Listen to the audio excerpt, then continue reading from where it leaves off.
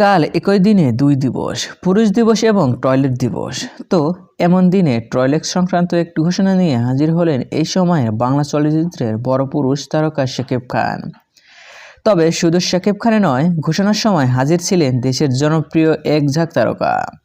এই তালিকায় আছেন বিদ্যা সিনহা মিমও। শাকিব খান আর মিমের এই ছবির মধ্যে এসেছে সামাজিক যোগাযোগ মাধ্যমে। অবশ্য সম্প্রতি সিনেমা না দেখা গেলেও এখন নানা কারণে তাদের একসঙ্গে একই মঞ্চে দেখা মেলে প্রায়।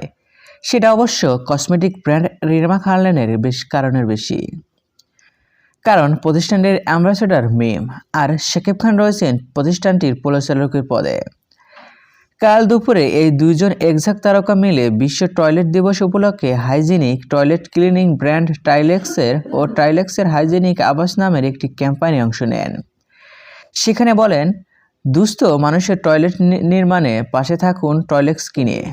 শীর্ষ এই ক্যাম্পেইনের মাধ্যমে পুরো নভেম্বর প্রতিটি টাইলেক্সের টয়লেট কিনের বিক্রয়ের টাকা থেকে 10 টাকা হবে সুবিধাবঞ্চিত মানুষের জন্য। অনুষ্ঠানে বড় আকর্ষণ ছিলেন শাকিব খান। এ সময় তিনি বলেন, অত্যাধিক সব পণ্য তৈরির পাশাপাশি আগামী প্রজন্মের জন্য একটি সুন্দর পৃথিবী দেখতে চায় টাইলক্স, আর তাই পরিবেশকে সুরক্ষা নিশ্চিত করতে সব ধরনের প্রচেষ্টা চলছে। শাকিব খান ও মিম ছাড়াও অনুষ্ঠানে ছিলেন জনপ্রিয় চিত্রনায়ক ও টাইলক্সের ব্র্যান্ড অ্যাম্বাসেডর সিয়াম আহমেদ, জনপ্রিয় তারকা পরিমণি, বিদ্যা সিনহা মিম, পূজা চেরি, দিঘি, জনপ্রিয় সঙ্গীত শিল্পী প্রীতম হাসান এবং সিনেমা ও সঙ্গীত শিল্পী জগতে আরও কয়েকজন বিখ্যাত তারকা। সো ভিউয়ার্স, শাকিব খান কি পারে না? শাকিব খান সব পারে।